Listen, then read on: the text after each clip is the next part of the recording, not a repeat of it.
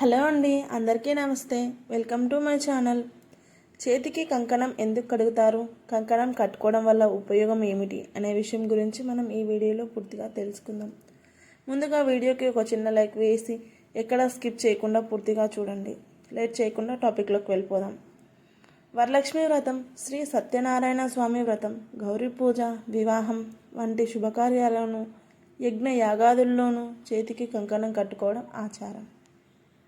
పురుషులకు కుడి చేతికి, స్త్రీలకు ఎడమ చేతికి కంకణం కట్టుకుంటారు.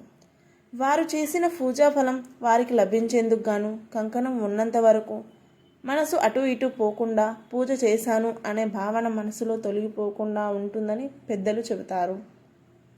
నూలు దారానికి పసుపు రాసి ముంజేతికి అంటే మణికట్టుకి కడతారు. కంకణాన్ని తోరణమని కూడా అంటారు. కంకణ ధారణ వలన ఆధ్యాత్మికమైన ప్రయోజనాలు ఉన్నాయి. అంతేకాదు, శరీరంలోని జీవనాడుల్లో ముఖ్య నాడి చేతుల మణికట్టు భాగం వరకు ఉంటుంది. కంకణం కట్టుకోవడం వలన ఆ భాగంలో కలిగే ఒత్తిడి, రక్త ప్రసరణతో పాటు హృదయ స్పందన కూడా లయబద్ధంగా క్రమ పద్ధతిలోకి వస్తుంది.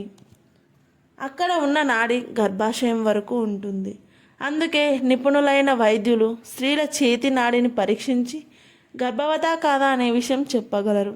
అంతటి విశిష్టత కలిగిన చేతిలో గల జీవనాడుల ఉద్దీపన కొరకు పూజా సమయాల్లో కంకణం ధరించే ఆచారం ఆనాడు నుండి కొనసాగుతుంది. Thanks for watching. వీడియో నచ్చితే like, share and subscribe to my channel. Thank you all.